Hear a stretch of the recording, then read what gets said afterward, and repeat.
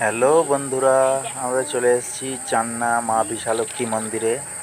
এই হচ্ছে চান্না বিশালক্ষী মন্দিরের গেট, আর এই একটা ছোট্ট শিব মন্দির বিশালক্ষী মন্দির ঢোকার আগে।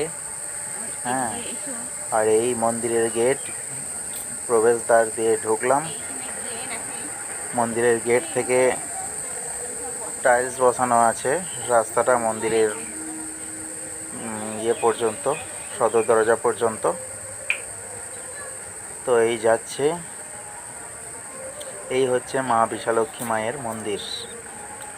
তো আমরা এসেছি বিকেলের দিকে।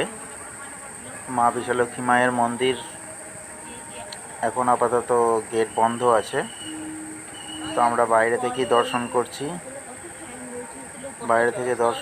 আপনারা হয়তো দর্শন করতে পারছেন না, তো পরবর্তীকালে যখন আসবো আপনারা হয়তো দর্শন করতে পারবেন।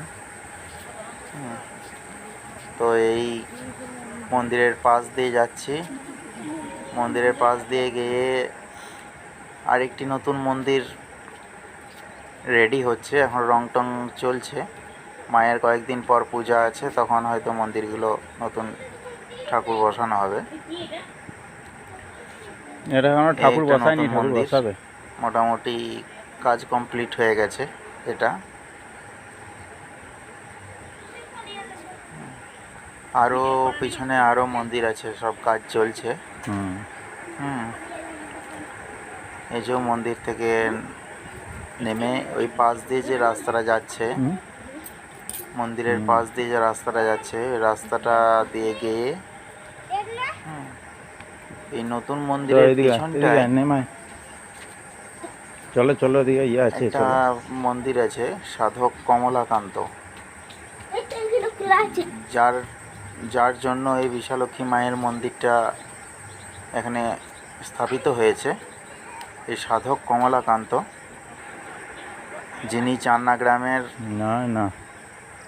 এটা সাধক কমলাকান্ত তপস্যা করে এই জায়গাটায় এসছেন।